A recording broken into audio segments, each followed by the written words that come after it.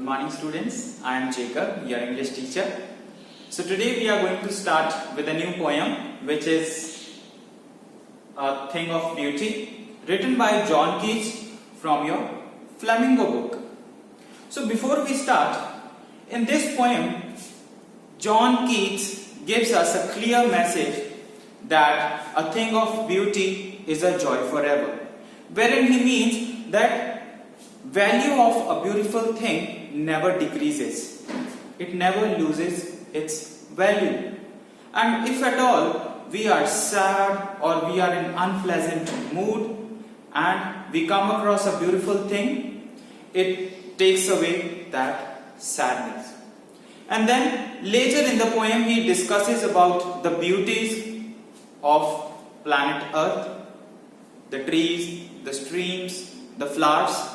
So he says that a beautiful thing is worth watching. So let's read and understand more about the poem A Thing of Beauty, written by John Keats from your Flamingo book, page number 98. A thing of beauty is a joy forever. Its loveliness increases. It will never pass into nothingness, but will keep a bower quiet for us and asleep, full of sweet dreams and health and quiet breathing. The poet says that a beautiful thing is a joy. It's a joyful thing. And its beauty, its loveliness increases. It will never pass into nothingness. It will never lose its value, but will keep a bower quiet for us and sleep, full of sweet dreams and health and quiet breathing. Bower is a place under the tree. It's like shade of the tree. So he says a beautiful thing is going to give you pleasure. It is going to give you a sound sleep full of sweet dreams and also quiet breathing. Quiet breathing means it's a kind of relief. It is going to give you a beautiful thing is going to give you relief and a sound sleep with sweet dreams. Therefore, on every morrow are we breathing a flowery band to bind us to the earth, spite of despondence of the inhuman dirt of noble natures of the gloomy days. So in these lines, the poet says that on every morning, morrow means morning. So in every morning, we are wreathing a flowery band to bind us to the earth. Wreathing is, you might have seen a veil or a wreath. Wreath is a kind of garland which is made with flowers. You might have seen ladies, they actually prick in the flower and they make a kind of garland. Okay? On every morrow are we wreathing a flowery band to bind us to the earth. Like the flowery band that we are making, it actually binds us to the earth, the beauty of the earth.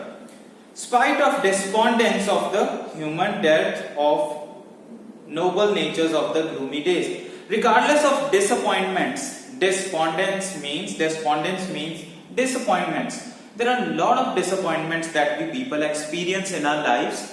Lack of human values, disappointment is there, lack of human values in our life. Okay, but still a beautiful thing actually makes us feel better from all these disappointments. Of all the unhealthy and all darkened ways made for our searching, yes, in spite of all, some shape of beauty moves away the pole.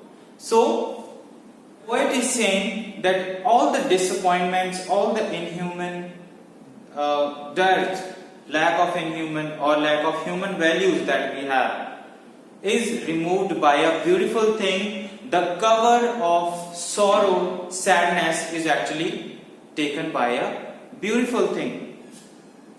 From our dark spirits such the sun, the moon, trees old and young, sprouting a shady boon for simple sheep, and such are daffodils with the green world they live in, and clear rills that for themselves a cooling covert make against the hot season, the mid forest break.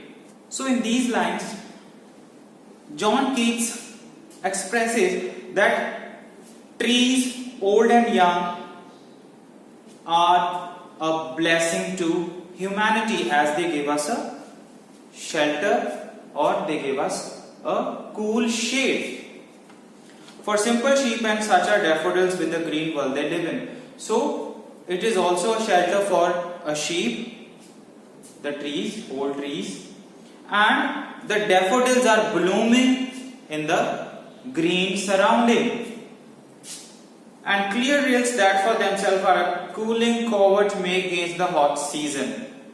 So rills, it is there in your book as well, if you can see the picture. Rills are small streams flowing through the forest. Okay, so he says those small streams are actually a cooling covert.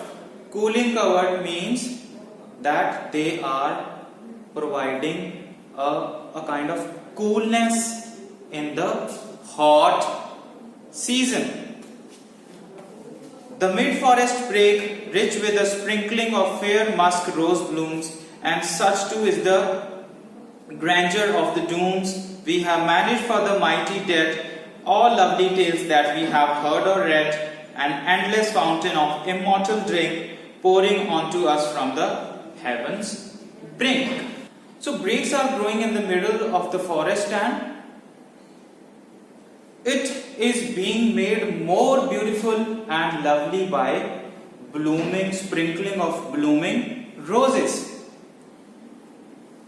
And such too is the grandeur of the dooms we have imagined for the mighty dead, means that it is kind of the magnificent view that we have imagined for our forefathers. Doom is doomsday, the end. So the kind of end that we imagine for forefathers, it is that kind of magnificent. All lovely tales that we have heard or read, an endless fountain of immortal drink pouring onto us from the heavens brink. So poet over here says that the beauty is far beyond what we have heard in the tales or the stories.